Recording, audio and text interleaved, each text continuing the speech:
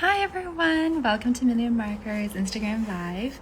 We are going to start shortly. I am Tina and I'm going to invite Jenna, our CEO.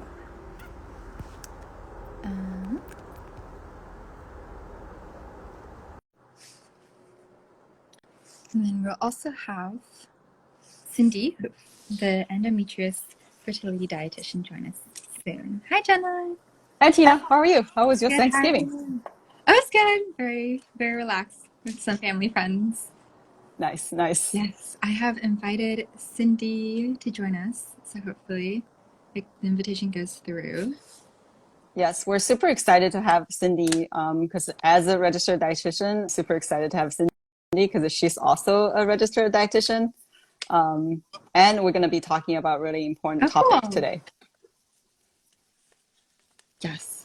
So while Okay, Cindy's I have joining, the first so we're batch. gonna go ahead. She's joining. Cool. Yeah, no, I think hopefully it goes through. I invited the Endo Fertility Dietitian. Hi, Cindy. So glad you Hey, can make it. Hello, Thank you for Cindy. joining us. no problem. I'm just going to turn on my ring light here, actually. That's probably a little bit better. So, Okay. Tina Hello. and Jenna. Yes, Tina and Jenna. Nice Okay, to meet awesome. Right you. on. Likewise. Yeah. Thank you for How are joining. you guys today? Good. Good, good. It's very dry, but Dry. Where yeah. are you in the world? I am in LA area, but the Oh, humidity is right very on. low. But at least there's Oh, no more like the forest fire winds have kind of oh, emerged. yeah. Oh, my It's just gosh. very, very low humidity. Um, So Sorry yeah. Tina, about you my want to introduce yourself a forehead bit? is in. Oh yeah, I am the product manager for Million Market. I do a lot of the report generation and product recommendations, as well as generating our approved product lists. Right on. Yeah. Yeah. So, And I'm cool. Jenna. I'm the founder and CEO of Family Markers, so also a registered dietitian. So I'm always super excited to We're have in a good registered company. dietitian on. Yes. So and then we're like super excited to talk about this topic too, because we haven't started talking about it, but I know endometriosis is actually quite common. It's actually impacting 11% of women aged between 30 and 40s in the US. And that's like 6.5 million women. And then it's often caused like complicates fertility and then cause really severe pain and irregular menstrual cycle. So thank you, Cindy, for coming and joining and then educating our audience about it.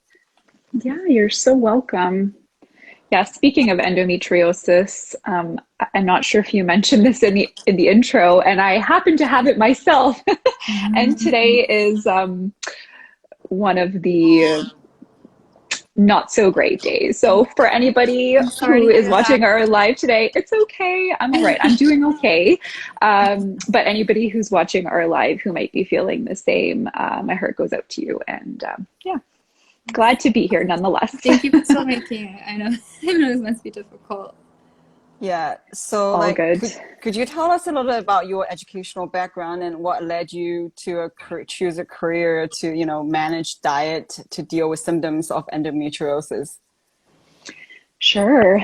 So my educational background is not linear, like a lot of young people have these days, right? Where you think you're going to go into a space and then you end up making a whole bunch of changes. So I did do a first degree. I did a Bachelor of Arts at a university here in the Toronto area. And then I went on to do my Bachelor of Science, which was my dietetics undergrad degree. And then I also have a Master's of Applied Human Nutrition. So that's my educational background. And in terms of what I guess inspired me to work in the endo space as a dietitian, uh, when I decided on dietetics as a profession, I just knew I would start a private practice in this space because, much like so many other people with endometriosis, I tried so many different things, birth control and medication. I even had surgery. And I want to preface before I kind of finish my thought here that treatment options are going to be different for everybody, and what works for one person may not work for another. But managing my endometriosis with diet and lifestyle has by far been the most impactful. And when you think about all the options that are available to us, they're pretty invasive, and they do come with a lot of kind of gnarly side effects, right? So if you can manage something, even though you have to be very diligent about it with diet and lifestyle and with your food choices, in my opinion, that's a huge win, right? So that's my answer to that question. And, you know, diet and lifestyle, if this may not be a popular opinion, but eating well and moving your body, these are great things to do no matter kind of what state of health you're in, right? So for me, even though I absolutely hate the pain and, you know, inconvenience of having endometriosis, it is a little bit, I would say for myself personally, I can't speak for everybody, it is a bit of a blessing in disguise, because it does force me to eat better and be conscious about my food choices and moving my body and, you know, watching my alcohol intake and that sort of thing. So, but I certainly have my days where I'm like, I hate this and I wish I could just like enjoy some wine with my husband. So yeah. We are much of the same absolutely. wavelength. I was just gonna say the exact same Yeah. thing. We totally believe in diet and lifestyle, and then also like diet and lifestyle are a huge component for environmental exposures.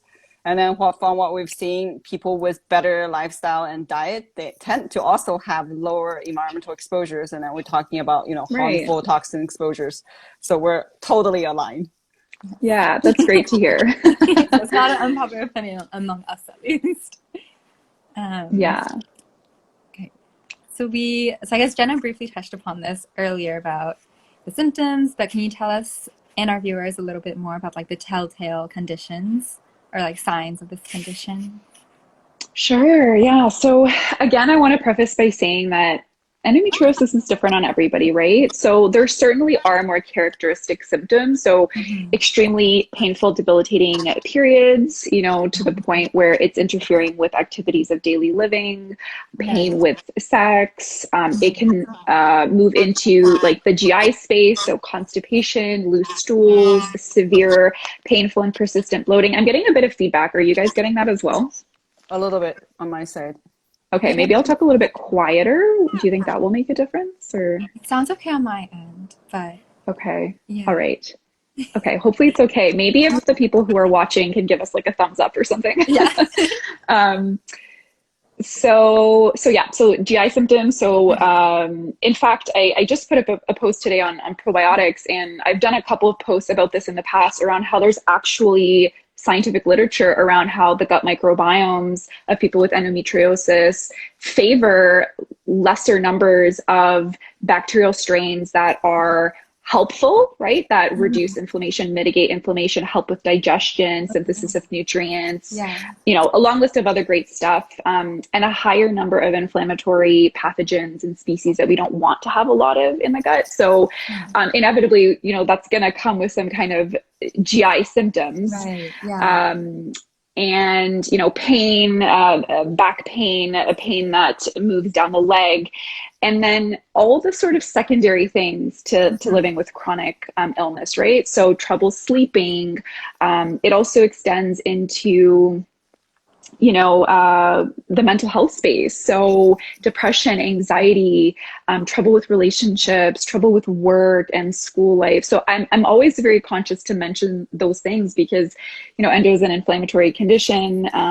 It's this endometrial like tissue that's present. Like you can see it when you do surgery, like, or when you have surgery, or like highly trained sonographers can also see it through ultrasound, but it's so much more than that, right? So lots of pain. It can also cause infertility, of course. So 50% of all infertility cases have some kind of connection with endometriosis, and 30% of people who have endometriosis will have trouble conceiving. You know, there's a really long list of symptoms. I'm really just scratching the surface here, but yeah, that's kind of what the condition looks like. So painful periods. I was actually just reading some research in preparation for some more content. There is this statistic where 70 to 90% of women who experience like cyclical pain with Right. periods likely have endometriosis. So although the statistic is 1 in 10 right now, or maybe even 1 in 9, I would argue it's probably a lot more than that. Okay. Also, sorry, they're coming to mind, so I'm just going to spew them out. But Yeah. changes with your cycles, heavy bleeding, clotty bleeding.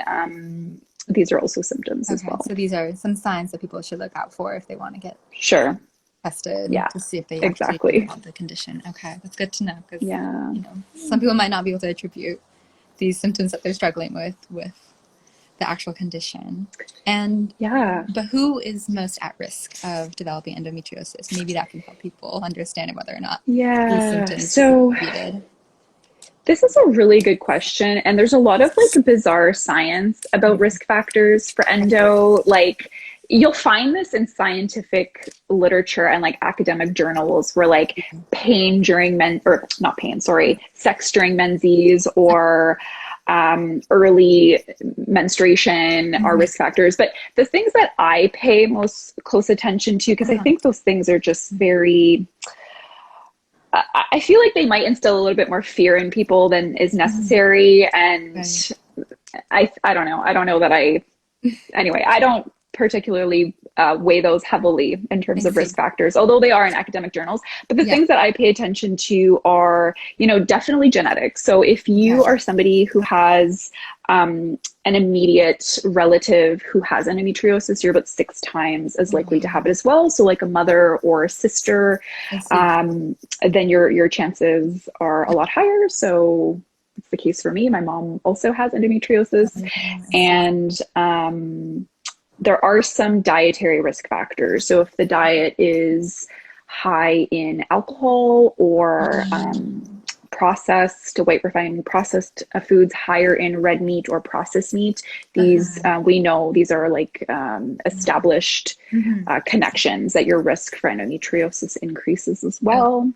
Okay. Are there any specific demographic groups outside of those who may receive it genetically who should be careful about it?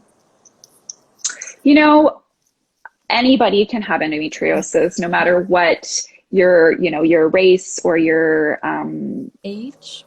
Yeah, I mean, so this is actually a really important point that you bring up. So, because I know a lot of people, well, hopefully this is changing a little bit more in the medical space, but because period pain is brushed off, right? It's brushed off so quickly. And I think it continues to be so still even today, even though like we're so much more advanced in terms of our, the science and our understanding of the disease. Where was I going with this? There's still, I think a lot of healthcare providers are still suggesting that it's just period pain or it's just in your head or whatnot. And again, I was reading a little bit of literature recently around specifically identifying endo in young people, right? Teenagers, because the disease does progress, right? And so particularly in young people, because we know that endo can threaten fertility, we actually want to be paying more attention. And I had a really great live with a UK-based surgeon, endometriosis specialist, who, was making that comment that basically or along like related to this, saying that they're trying to make it the norm to offer fertility preservation to people with endometriosis because we know that it can threaten fertility quite significantly. So you can be postmenopausal and still have endometriosis and still struggle with pain and the symptoms associated with endometriosis. You also could have not even started menstruating yet and already have symptoms of endometriosis. So I think the demographic is quite broad. The age range is quite broad. And I think it's really important to recognize that because this is a very large group of people who are suffering almost every day for some people, right? Yeah, definitely. It's good to at least be aware that anyone is at risk. Yeah, and we're probably under-diagnosing people considering these symptoms are often missed. So this also makes education so important that people are aware of, potential symptoms so then they can actually get checked and then start taking precautions, pay attention on their diet and lifestyle to manage the condition, to control it and not letting it getting worse. Right. Absolutely. Totally agree with that for sure. Yeah, so we talked a little bit about, genetic plays a factor in developing endometriosis. And then, we also learned at Million Marker, we also learned that genetics, are responsible for about 30% of chronic illnesses. And then it's like the environmental triggers could influence the rest of the, 70% of chronic disease risk. And then you've noted also on your website that, there are 4 common hallmarks of endometriosis and which like tie into environmental exposures. Do you mind discussing, each of them? Yeah, sure. So, Loaded question. No, it's great. But I mean, as a dietitian yourself, you're very aware that like obviously science evolves and we're required also to keep on top of our education and training. So the 4 that I actually have posted on my website have changed a little bit. So the ones that I refer to now are immune system dysfunction, hormonal imbalances. So that kind of ties in the estrogen dominance and the progesterone resistance that are broken down into separate hallmarks on my website. Inflammation, of course, and then angiogenesis, which is that formation of new blood vessels to endometrial-like tissue, because obviously it needs a blood supply in order to thrive and grow and do all the crazy things that it does. So, with immune system dysfunction, basically, it's a very complicated topic. So in short, it's that, we have a number of different cells of the immune system and they're meant to function optimally. And when the immune system is functioning well, the objective is that it identifies, like in the case of endometriosis, this tissue that's not meant to be there. The immune system comes in, it's meant to clear it away. But what the scientific literature is showing us is in people with endometriosis, a lot of these cells of the immune system just aren't functioning the way that they should. So like, let's say hypothetically, I mean, this isn't actually how it works, but let's say like only 50% of your immune system is responding to this endometrial-like tissue. Well, that means that there's an opportunity 50% of the time for this endometrial-like tissue to continue to proliferate because it's basically flying under the radar of the person's immune system. So then it can establish, proliferate, right? So that's sort of the immune system dysfunction piece. And then you have the hormonal imbalances. So the endometrial-like tissue itself can be a source of estrogen. And we know that endometriosis is also a estrogen dependent condition. So it does depend on estrogen to kind of grow, proliferate. So it's kind of freaky, that the tissue itself can actually be a source of estrogen, and basically kind of almost like self-sustain. So that's one thing, but it goes into more than that. It's also the whole point about progesterone resistance. So a lot of people with endo will produce sufficient amounts of progesterone, but the receptors just won't bind this progesterone.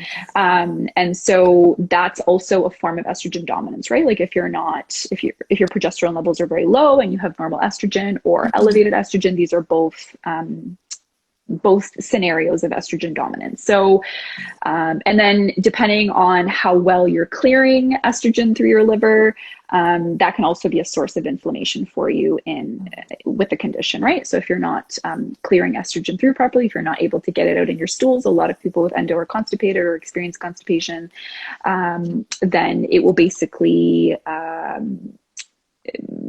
contribute to pain and inflammation that's associated with the disease. And then you've got inflammation, of course. So there's a number of different sources of inflammation with endo. The tissue itself is a source of inflammation because every time, I think I missed your intro, so I don't know if you explained this, but it's tissue that's similar, not precisely the same, but similar to that which lines the uterus. So, when you menstruate, this tissue also bleeds. And so the difference is that it's not in the uterus, it's outside elsewhere in the body. And so it also bleeds, but it doesn't have anywhere to go. So it forms the scar tissue around various organs and can cause blockages and impact how organs function and cause infertility and that sort of thing. So every time that happens, like menstruation itself is actually an inflammatory event, right? You have these prostaglandins that stimulate the shedding of the uterine lining. So it's actually quite an inflammatory event, but in somebody with endo who has all this, other tissue, endometrial-like tissue in the abdomen, that's a source of inflammation. I already mentioned the estrogen as well. It could be a source of inflammation. I also mentioned previously that the gut health, like if you are somebody who has a lot of opportunistic bacterial strains, which can act as a source of inflammation. So lots and lots of inflammation surrounding endometriosis. There's lots of indirect contributors as well, right? Like, for example, we know that exercise is anti-inflammatory, but when you're in chronic pain, you can't always move your body. And so you're not always in a position to be able to help yourself to reduce that inflammation, right? Or you don't always have the best appetite, so you're not always reaching for the best foods that are going to help reduce inflammation. So there's lots of like indirect contributors as well to inflammation. And then angiogenesis, I mentioned already, is that formation of new blood vessels to endometrial-like tissue. And it needs an established blood supply, right, to kind of grow and proliferate. Not all endometrial-like tissue is like red with a strong blood.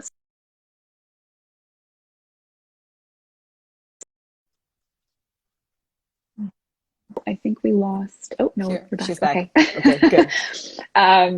So what was I saying? Yeah, so the tissue can be like red with blood. It can also become white or dark depending on kind of the stage. So those are sort of the 4 hallmarks. I don't know if you wanted me to elaborate any more about that. No, these are like such great information.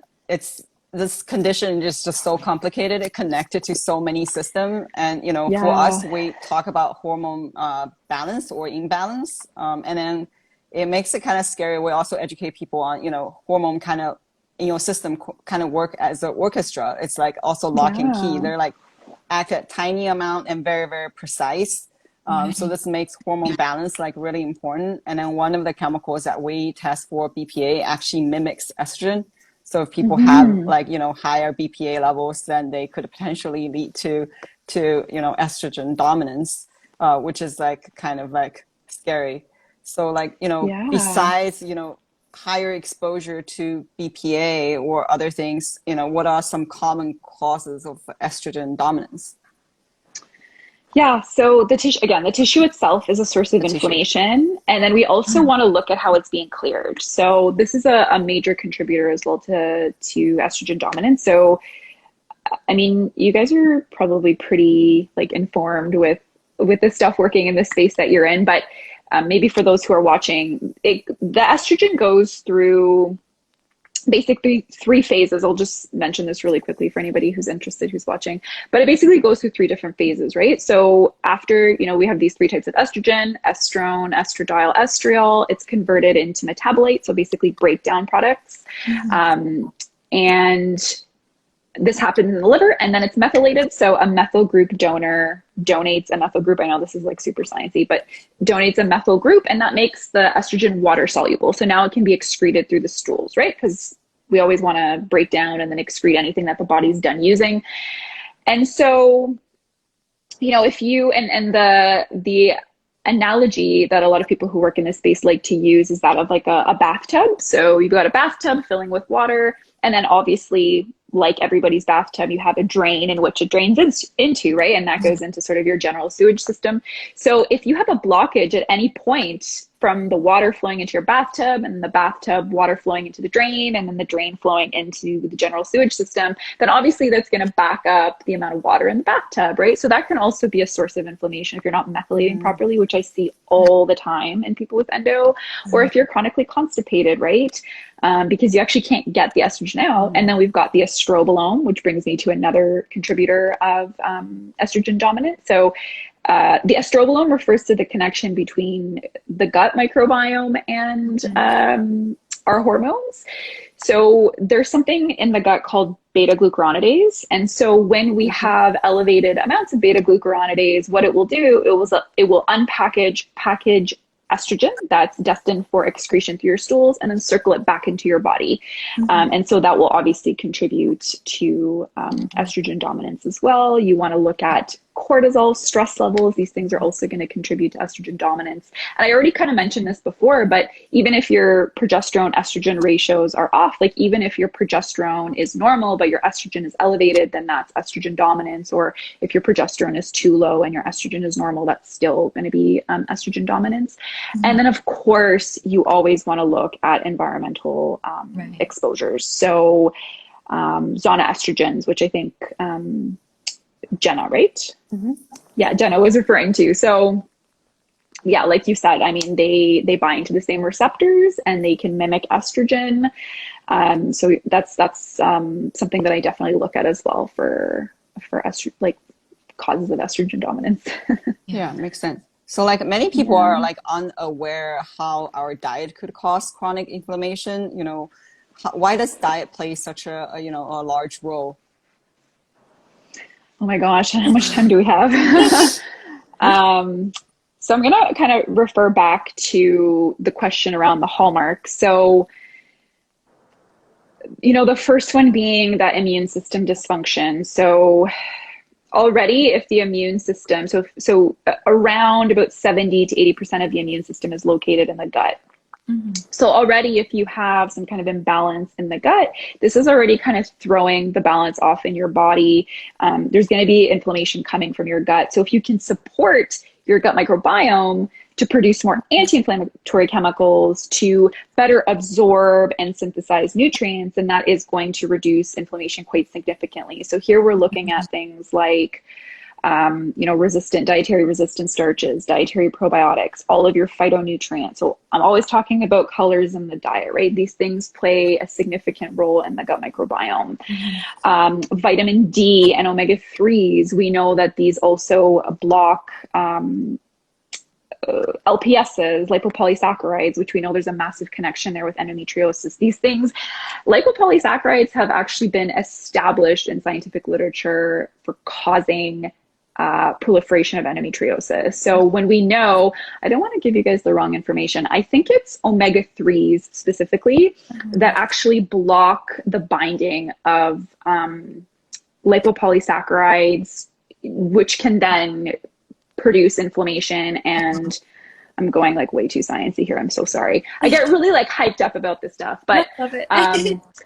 so those things from the gut perspective, right? And then when it comes to hormones, like, B vitamins in our diet, cruciferous vegetables, we know contain indole-3 carbanols, which are helpful for excreting excess estrogen and supporting proper methylation so estrogen can get through the liver, which naturally is also going to reduce inflammation if you don't have a buildup of inflammatory estrogens.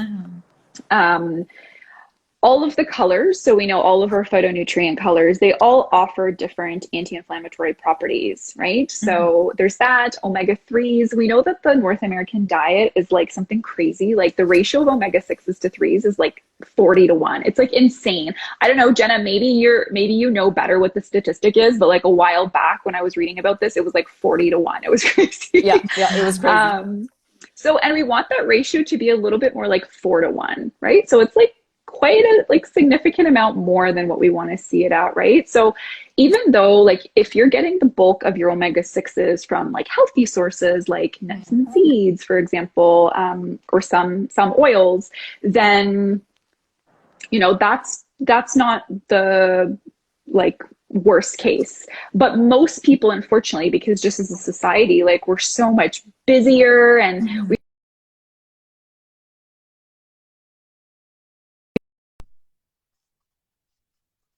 And unfortunately, because vegetable oils are subsidized and they're so inexpensive and so accessible, we're getting a lot of these through our diet this way. And so, and then unfortunately, omega-3s in the diet are significantly less available, and people tend to dislike the sources of omega-3s, like our oily fish, a lot more than those packaged and processed foods that we're getting in like fast food establishments or boxed, goods that we buy in the grocery store. So that's also going to be a source of inflammation, right? So omega-6s are like, they're not bad fats. Like we want to have them in the diet. We need inflammatory fats, right? Because if you cut yourself or get a fever, like it's the body's, like it's a pro-inflammatory response that your body,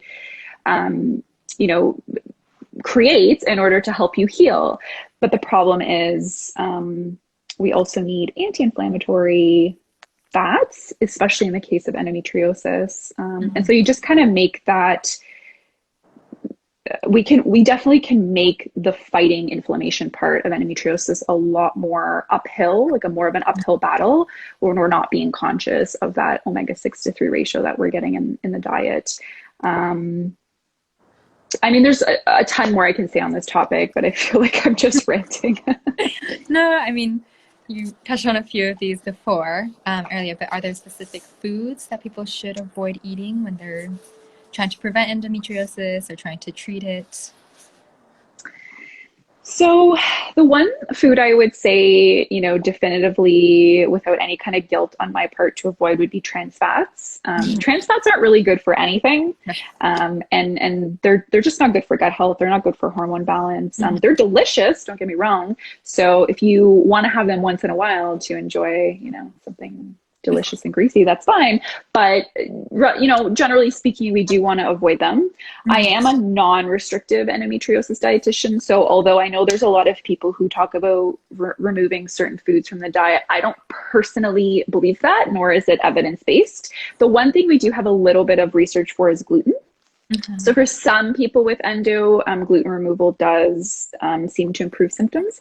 My thought is always, well, is it the fact that you've cut out a lot of white refined sources of gluten from your diet? Because personally, when I think about what I eat that contains gluten, it's usually like cookies or croissants or something like that, right? As opposed to like spelt or, barley, right? Like, and those are whole food sources of gluten, right? So if you're cutting out those and you're feeling better, then yeah, you very much probably do have a gluten sensitivity, and you're probably better off removing them all from the diet, even if they're whole food sources. But my assumption would be that people started experiencing improvements in symptoms because they cut out a lot of the white refined sources, which are going to, of course, also be higher in omega-6s. So those inflammatory fats, and are probably more on the white refined, they're more probably white refined sources, right, on that scale. There's a couple of things that are hit or miss. Like some people will respond to them, respond to removal but I don't personally encourage those unless somebody is really keen on removing them. Which ones are maybe you're referring to, like in terms of you wouldn't necessarily be keen on? I think a lot of, sorry, I didn't mean to cut you off. I think a lot of people remove dairy. Because dairy, naturally coming from animal, they are going to be higher in saturated fats. And then we know that saturated fats can be inflammatory as well. I can talk about this from many different angles. If you're somebody with endo, but you're also trying to conceive, well, we know that dairy products are actually really protective for fertility. We also know that higher amounts of dairy, there's actually a number of scientific studies that show this, that actually higher amounts of dairy intake are associated with a reduced risk of endometriosis. So here we're just talking about risk factors. It's actually associated with a reduced risk of endometriosis, which is interesting. What else do I want to say about this? But dairy is also a highly, nutrient dense food, right? It's a really solid source of protein, dietary probiotics, vitamin D. Most dairy sources contain dietary vitamin D.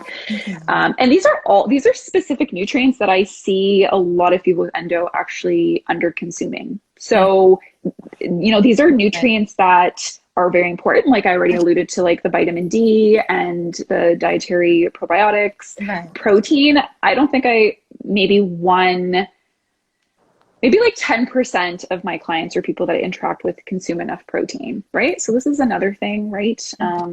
So these are very nutrient dense food sources. I want people to keep that in mind. Like these are very nutrient dense food sources. And when you're fighting inflammation, your body needs nutrition, and it needs bioavailable nutrition. And unfortunately, the animal sources are just, it's well established that these are more bioavailable, even though I love plant-based sources and I personally consume a lot of plant-based foods.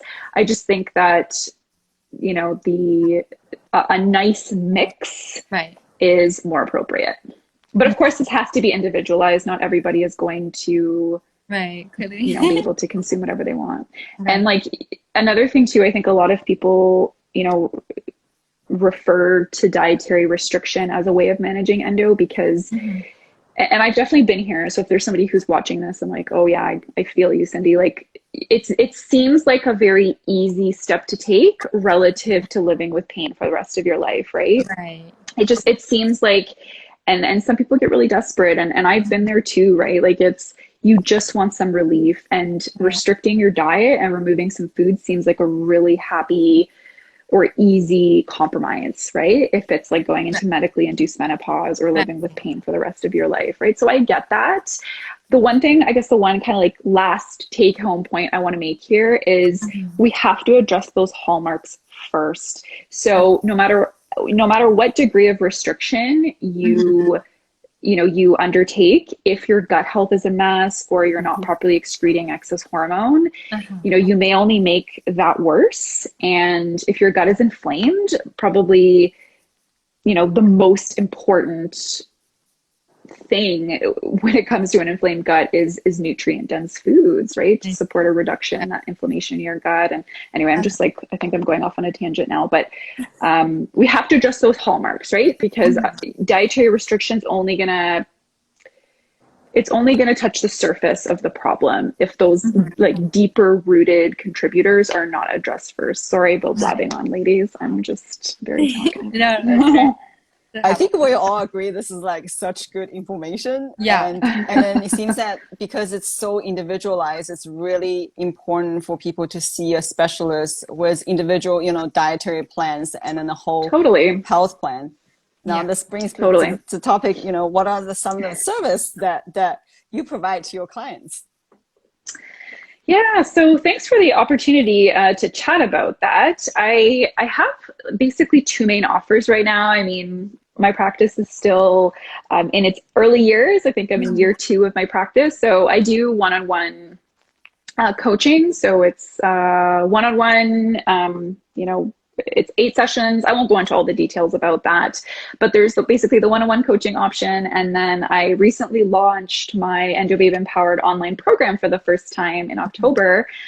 So lots of babes in that program are killing it. They're just doing such a great job. And I basically developed like an online program that talks about everything that I would address in my one-on-one coaching, just minus like the one-on-one kind of accountability aspect. So it's price point wise, it's a lot more affordable. Yet you get the same amount of information, all the same resources that I use with my one-on-one clients. And you still do get access to me. I have a Facebook community where I will answer questions directly. More than happy to advise on, anything that you're struggling with and just helping the ladies get through the program without feeling overwhelmed or confused. And it's just a really affordable way to get support. And then I'm looking in January to launch some group programming as well, so I can help more people, I guess, with just me, because I'm just one person and so much need in this space. It's heartbreaking. So yes. This is awesome. Looks like we have some questions in the chat. People sending some questions. Tina, maybe we can look at those too before we end. Yeah. The most recent one is there a good multivitamin and or probiotic that you would recommend? So my 2 favorite prenatals or multis. So by the way, even if you're not looking to conceive or if you're menopausal or postmenopausal, I still recommend prenatals just because they're a lot more complete. So a lot of the nutrition somebody with like looking to conceive needs, in my opinion, I think a lot of people with endo need as well. So they're a lot more complete. And I also like the forms in which the vitamins are included, because you can get like synthetic forms versus like methylated or active forms of some vitamins. So my 2 favorites are Full Circle Prenatal. They're awesome. And then my second favorite would be the Optimal Prenatal by Seeking Health. I really like those. I don't tend to recommend prenatals or multis that contain iron. This is a topic that I think we don't have enough time to talk about today, but iron is something in endometriosis that's like Goldilocks and the 3 bears. If you have too little or too much, it's going to be inflammatory for you. So you really want to make sure you're getting the right amount. And I find the safest way to do that is just making sure you're supporting the systems that help absorb iron. So like stomach acid, for example, making sure there's nothing overgrown in the small bowel or large bowel, and just getting it through dietary sources, because we are more than capable of absorbing iron if all those systems through diet, assuming those systems are working optimally. Probiotic wise, this question's a little bit hard for me to answer because I just did a post on probiotics today. So check that one out if you haven't seen it already. The probiotics, you don't just take probiotics for the sake of taking probiotics, right? Like there are evidence-based strains that you take for specific reasons, right? So there are probiotic strains for constipation, there are probiotic strains for mood, for mastitis, for inflammatory bowel disease, for inflammation. So it really depends on kind of what you're looking to support. So whoever asked that question, if you wanted a little bit more of like, I guess, a specific answer, just send me a message and I'd be happy to answer that. It's just, it's hard to answer because, and if you're somebody who has like, you know, great digestion, you're not, you know, uncomfortably bloated all the time, you're having regular stools, digestion seems like relatively healthy, like no complaints in that department, you may not even need a probiotic, right? Dietitians love first food approach. So if you can get it through dietary sources, do that, right? Don't save your money and spend it on something else. But if you do have a specific concern, then just send me a DM and I'll see if I can help. Great. I don't know how much time. We have a few more questions, Jenna. How much time do you think? Depending on Cindy, if Cindy have time, maybe we can answer some questions. I can be with you guys. I can be with you guys till maybe about 5 to 6, and then I have to hop on with a client. So we have one question about diagnosis. So how does the process go for doctors diagnosing you with endometriosis, even if you yourself can see that the symptoms point to endometriosis and you have genetics pointed to endometriosis, but the doctors say that it's something else? How would you try to get a diagnosis? I think this person is trying to ask. Okay, so it almost sounds like the question is asking about like how do you deal with like a doctor who isn't patient-centered or who maybe isn't listening to you. Right. I mean, get a new doctor. Like I don't know. I don't know how else to answer that question. Here, so I'm in Canada. I'm just outside of the GTA. So here, for anybody who is Canadian, the process is basically my recommendation for the process would be, hop on a search engine, Google like endometriosis specialists in your area and see if you can find any information about surgeons that are taking new patients, and then just request a referral, because a regular GP, I'm assuming you don't have like a specialized OBGYN or some other kind of doctor, like it's probably like a family practice doctor. They won't be able to diagnose you anyway. You have to get a referral to a specialist. So that would be my advice. Find somebody or hop on, see if you can find somebody who's taking new patients, who's an endometriosis specialist, and then request a referral from your family doctor. I want to remind people something. Doctors, much like other regulated healthcare professionals, belong to a college. So this college is in place to protect you. So if you feel like you're being disrespected or you're not being listened to, and I want to give people with endo like the courage to stand up for yourself, because for so long we are belittled, our symptoms are brushed off. No, you are a kick-ass, strong person. You've been dealing with this disease for X number of years. You have the strength to be able to confront your doctor about the fact that they're providing shitty care. And then worst case scenario, you can always go to the college and complain, right? That's worst case scenario, but the college is in place. College is in place for dietitians, nurses, all these other regulated healthcare professionals. They're in place to protect you. Okay. So if you need, if you're not being heard, if you're not being listened to, if you're, being provided with a psychologist referral over a pain specialist or a surgeon, that's why it's there. But that would be my advice. And then it's diagnosed. The gold standard for diagnosis has up until, still is excision surgery. So it is a surgery. On the scale of how invasive surgeries can be, it's definitely a lesser invasive surgery.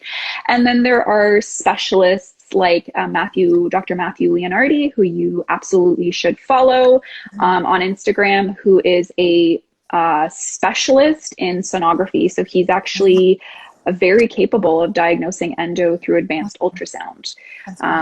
So I'm hopeful that this technology will become more and more available to other specialists. But anyway, I hope that answered that question. No, definitely. Thank you for your bit about patient advocacy. I think that's very important. Yeah, but also if someone have the symptom, making sure that you're also managing your symptom, see Cindy, for additional information and to help manage these symptoms. Because before you get diagnosed, it's also important to manage the symptoms. Right. Yes.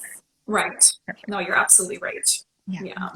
And before we go, I have one last question. It's a little bit more specific, but how much do you think drinking alcohol, or specifically wine, can increase estrogen impacts on your pain? So yeah, this is going to be individualized. Like some Okay. people can tolerate wine really well. I actually did a poll on my page Oh, cool. recently around alcohol because I did a post on this, and most people actually tolerate wine quite well, red wine. And if you had to pick, like if you asked me for a recommendation for what alcohol is best, definitely it would be red wine or some kind of like straight good quality liquor.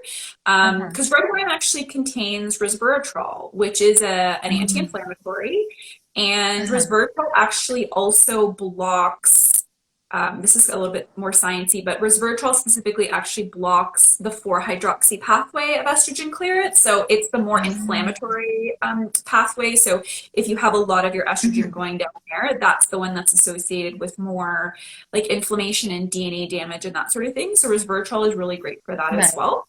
But then again, there's a lot of people have like histamine concerns with endo, and so if you have histamine concerns, red wine isn't going to be the best option, but that's a little bit more rare. And I mean, I would keep it to the national guidelines for alcohol. So it's 1 a day for women, and that's equivalent to about, I think, a 5-ounce glass of wine or 1.5 ounces of hard liquor or a 12-ounce beer. So I wouldn't do more than that a day. Try to avoid binge drinking if you can.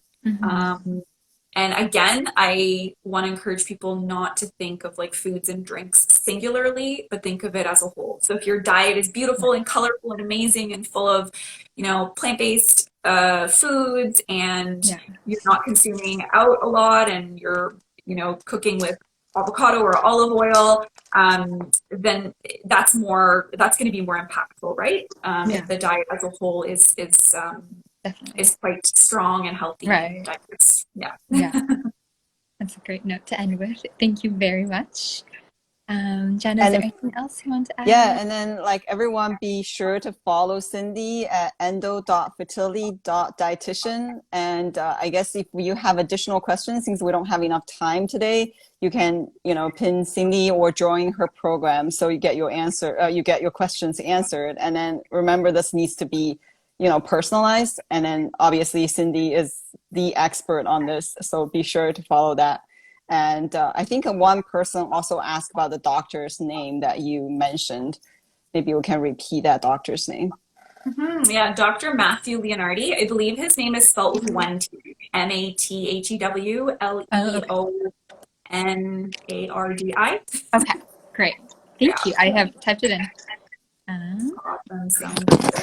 Yeah, and I guess we don't have much time today, but I would love to also get to know a little bit more about your products and services. So maybe we can chat in the DMs. But yeah, thanks for having me, and I hope I was able to share some information with your following. It's very rich. Absolutely. Thank you. All right, thanks very much for having me. Thank you, Cindy. Have a nice evening. Thank you, everyone, for joining. You're welcome. Bye. Bye. Bye.